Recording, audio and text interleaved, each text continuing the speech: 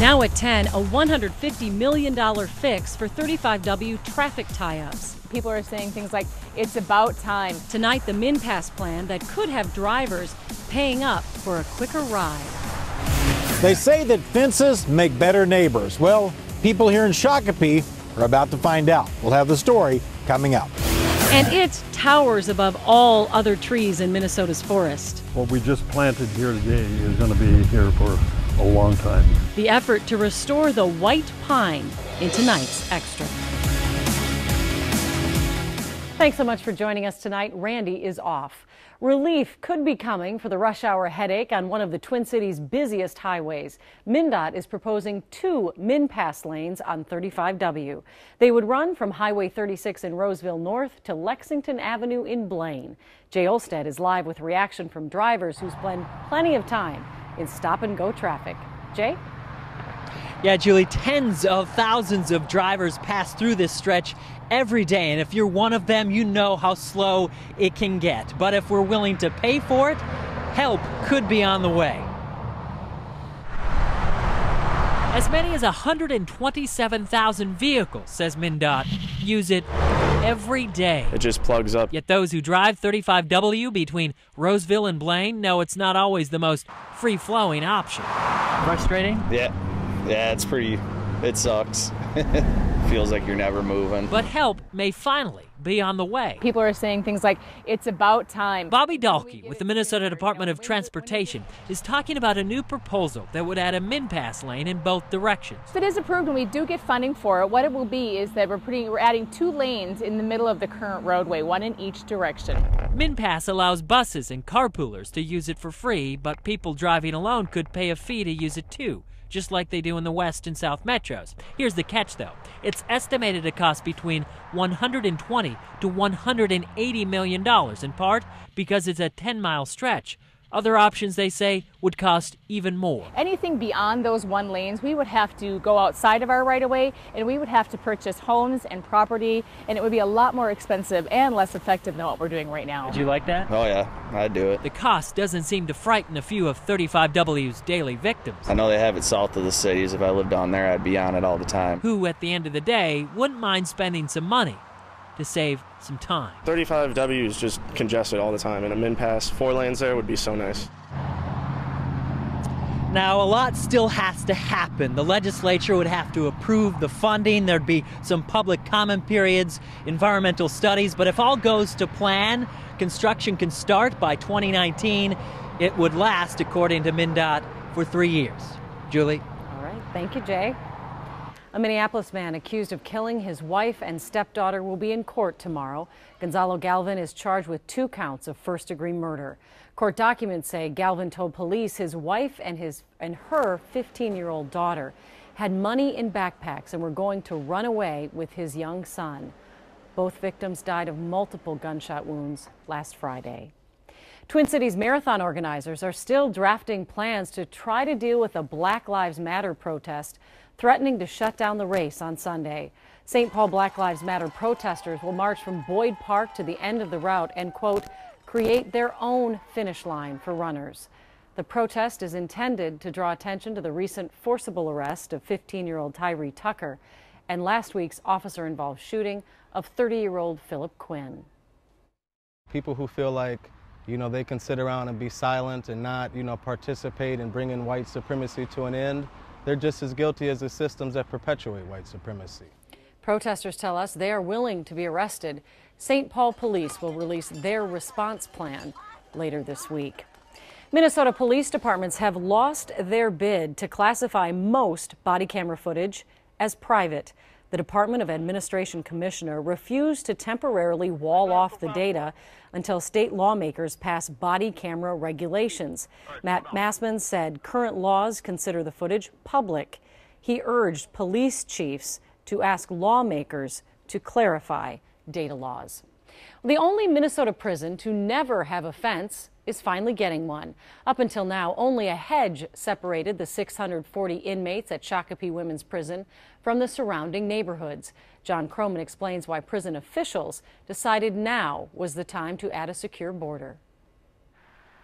It's going up at a price of $5.5 million, the first perimeter fence in the 30-year history of the women's prison in Shakopee. The fence prisons had a worse escape and walkaway record than this one did. Dennis Haran, a former Scott County commissioner, has lived in the neighborhood since 1964 and adamantly opposed the idea of the fence because he fears it will hurt property values. And they estimate that the property values will drop between 10 and 13%.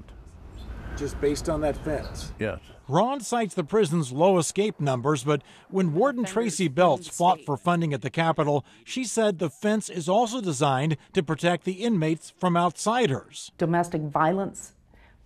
They've had men in their past threaten to do them harm while they're here. Opponents did have some impact. Dennis Ron's Photoshop mock-ups of what the fence might look like helped justify the added expense for a more aesthetically pleasing design. Lindsay Barker bought a house across from the prison 2 months ago. It doesn't bother me. It's a prison. Let it look like a prison. Yeah. When people ask where I moved to, I say, well, you know where the prison is in Shakopee? Right across the street. She says she's not worried about her property values or ladies on the lam. I figured if someone was smart enough to escape from prison, they'd hopefully go more than a block away, but the fence will take care of that, so I feel safe. The Shakopee prison is the only one in the state that houses female inmates, so the 640 women there run the gamut from white-collar criminals to murderers. The most noteworthy escape was in 1998 when Pam Karen fled the prison and was arrested later that night at a Smashing Pumpkins free concert in downtown Minneapolis. Julie? All right, well, at least she made the most of it. Thanks, John. A new report finds misconduct and recommends a criminal investigation involving the head of local Veterans Benefits Administration office. The VA's Inspector General found misconduct by Kim Graves, who is the director of the VA's St. Paul Regional Benefits Office. The investigation found that Graves and another top VA official inappropriately used their positions of authority for personal and financial benefit. Graves is accused of improperly claiming more than $100,000 in relocation benefits and of using her power to create a job opening for herself here in Minnesota with less responsibility but the same high salary. We reached out for comment today but did not hear back from Graves. Sun Country Airlines is in hot water with the Federal Aviation Administration. The Mendota Heights-based airline is accused of violating federal drug and alcohol testing regulations. FAA officials say up to 13 employees were moved into security-sensitive positions before testing took place. The airline faces a $114,000 fine and has 30 days to respond to the claims. 3 former coaches from the University of Minnesota Duluth have filed a lawsuit painting a picture of sexism and homophobia within the athletics department. Shannon Miller won 5 national championships coaching the women's hockey team, but the university let her go after last season. They said they couldn't afford her anymore. The lawsuit details several instances where she claims the athletic director created a homophobic atmosphere, including when she was hiring an assistant coach. He was very clear in his direction about me hiring a male, somebody straight, preferably from Minnesota. I have confidence in the direction of our athletic program, and I have confidence in Josh Burlow, our athletic director. Former softball coach Jen Banford and former women's basketball coach Annette Wiles make similar claims in that lawsuit. Still ahead at 10, a fresh start for a former Vikings great. Plus, a special countdown to next year's Ryder Cup with the captains of Team USA and Team Europe. And in the extra, one man's mission to restore Minnesota's white pine trees. Belle? Well, in weather, it was a big change up today, and you can really feel it this evening. Let's take a look at what is happening currently. We're at 66. Just up the road in St. Cloud, it's 56, and then a little further up the road, it's 43. We're going to be dipping down to September standards by the time we wake up tomorrow morning. 48 at the bus stop. We'll talk about a week in the 60s and sunny in just a few minutes.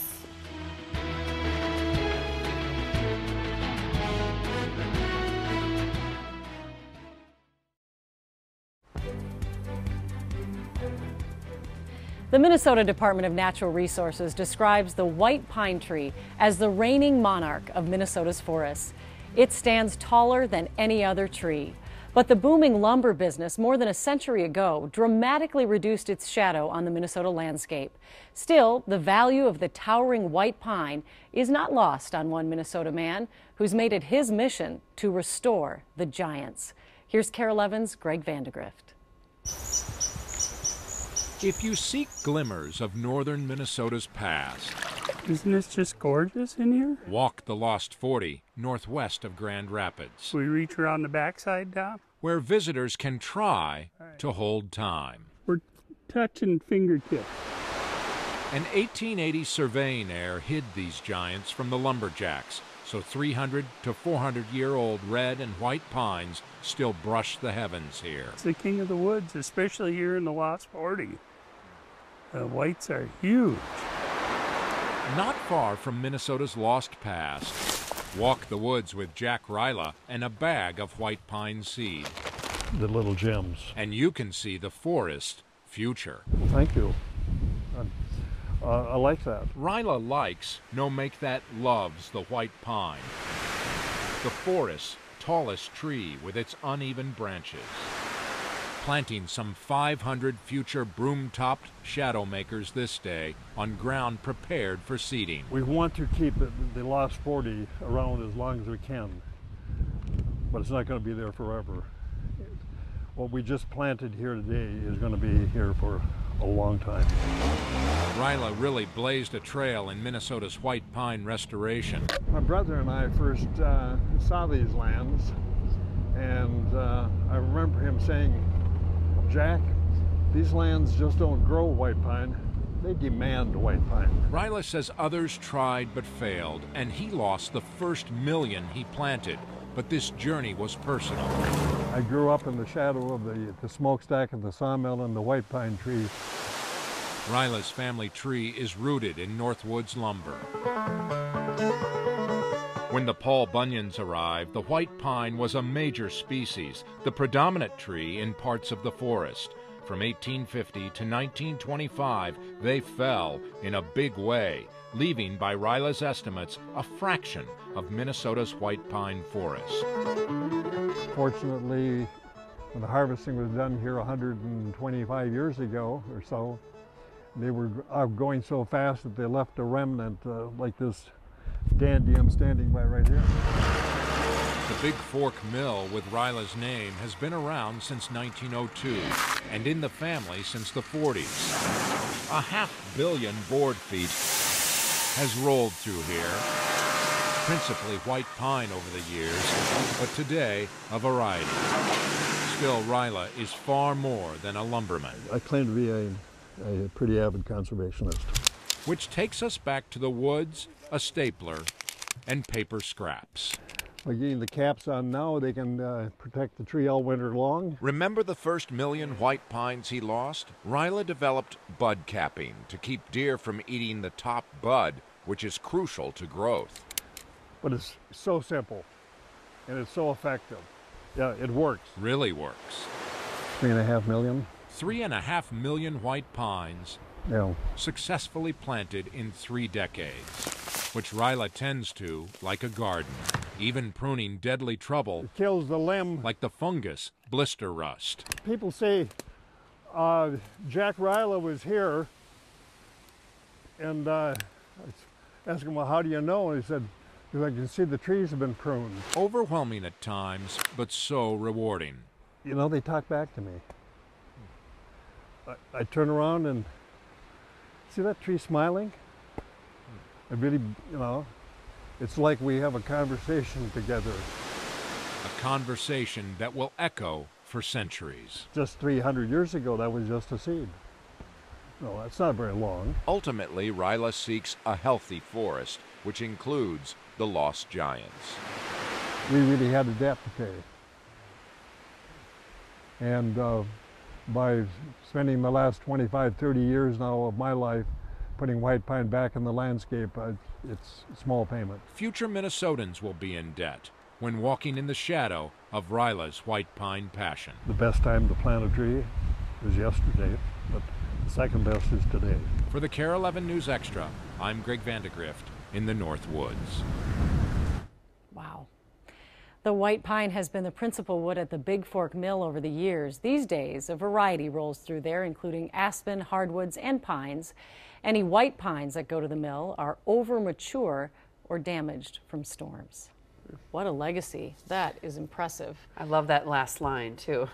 Yeah. Yesterday was the best day. Today to plant a tree. Yeah, I could just watch that video, too, and listen to it just to the wind blowing through those trees. So white pines are so gorgeous. And, of course, you know, if you've traveled anywhere up north and you're looking at the side of a lake, there's nothing like those tall white pines. And if you have a few, you're so lucky to have them, you know. Yeah, and nothing like Greg Vandegrift's dulcet tones either. We Good appreciate to have him Greg. back. We do. All right, let's take a look at temperatures today. You know what? It was another warm one. Coming off an amazing September weekend, the 4th in a row, I will remind you. What an amazing month it's been. And then, of course, today we had a little bit of rain this morning coming off of that gorgeous lunar eclipse. Thank you for sharing all of that with us on Facebook and Twitter and Instagram today. What beautiful shots. If you missed it, you can check it out. But we were at 77 today. And now the cool air has come in and you can feel it out here. The dew point has dropped. The skies will clear out eventually, and we will have a morning where we'll wake up to 48 degrees, and we have a beautiful week ahead that will feel like the end of September, early October, versus, of course, how warm it has been.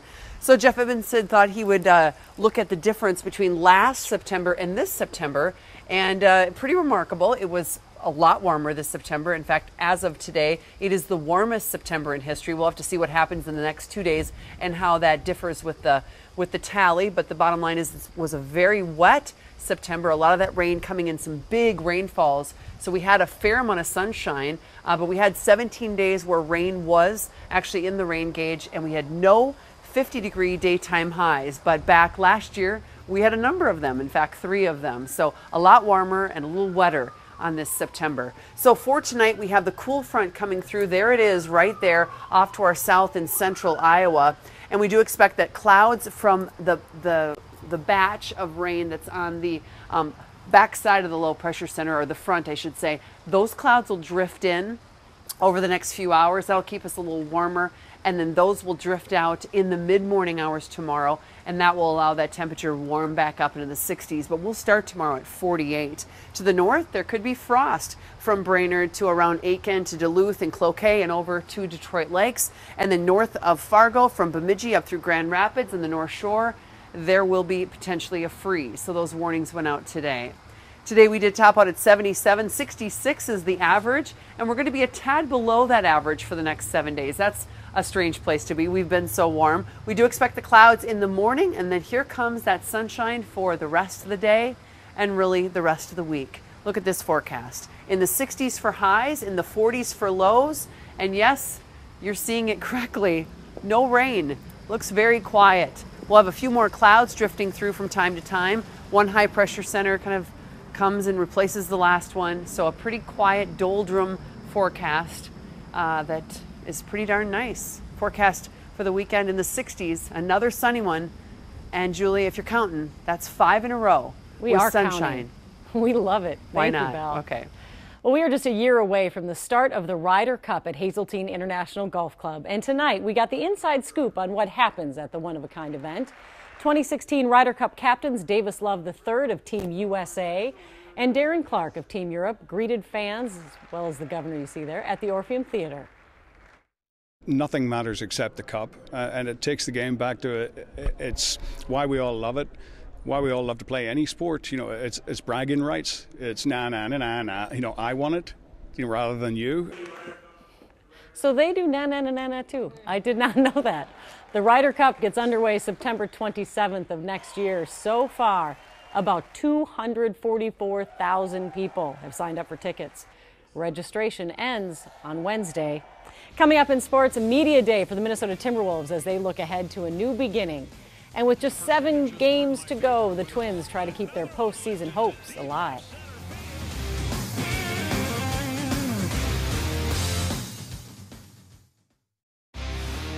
KARE 11 Sports from the Mayo Clinic Sports Medicine Sports Desk. 81 wins. That, if nothing else, means the Twins will not have a losing record this season. First inning in Cleveland, Miguel Sano drilling the double off the wall. Joe Mauer comes in to score and give the Twins the early lead. Then it would be Trevor Plouffe's turn, and he takes Corey Kluber deep for a 2-run blast. Plouffe's 22nd of the season. Twins win the series opener 4-2. They're now a game back with 6 to play for that wild card. Astros and Angels both playing late ones out west. On the eve of the Timberwolves training camp, plenty of thoughts within the organization still on ailing leader Flip Saunders. Dave Schwartz has more now on the tone going into the first day of practice. The Timberwolves begin training camp tomorrow, and today at Media Day there was one very noticeable absence, head coach Flip Saunders. And while he was never expected to be there, it was no less easy to accept. They haven't been good, but I'm being optimistic and I'm being positive, like everybody should be. You know, was sad and feels for him, and you know, everyone's just really praying for him and wishing him the best. And honoring his wishes, which, as interim head coach Sam Mitchell says, is for business to continue as usual. You know, when you come in the gym for the hours that we're there, you have to focus in the job that we have to do, and that's what Flip will want us to do, for these guys to come out and be professional. Professionalism shouldn't be a problem. The roster may be completely split between young and old, but there are plenty of leaders. How that mixture will come together, though, is still a bit of a mystery. We'll get that chemistry as practice goes and as the season goes, but you know, now you have a lot of younger guys coming into the NBA, and they're coming in and getting their work in. Between new players and new coaches, this year's Timberwolves team will look quite different on the floor this year. So much so that interim head coach Sam Mitchell is not even 100% sure the schemes and plays that he'll be running just yet. We got to see what they can do, and what I'm not going to do is come in right now and in concrete say we're going to do this, and this, because I've never seen these guys, we've never seen these guys on the court together. He will starting tomorrow with all of the mystery, intrigue, and hope that surrounds this Timberwolves team as a new season begins. In Minneapolis, Dave Schwartz, KARE 11 Sports. Western Conference champions. That's nice, but the Minnesota Lynx want themselves a ring, a parade, and a title. For the 4th time in 5 years, the Minnesota Lynx will be in the WNBA Championship Series. 3 wins from glory. They make it seem easy, but it is anything but. You look up and here we are again, you know, in the finals, but the trials and tribulations along the way. It's a challenge, and then the expectation going into the season is always, well, you know, get back, and then we get Sylvia Fowles, and it's, you know, hand them the championship. Every year is different. You know, there's a lot of people that don't understand. What do you mean it's different? It's the same players. It's different. Packers and Chiefs Monday Night Football. Aaron Rodgers lighting it up. 5 touchdowns through the air. Green Bay with a big lead in the 4th quarter. And Jared Allen traded from the Chicago Bears to the Carolina Panthers today for a 6th-round pick. That's sports. KARE 11 News. Back after this.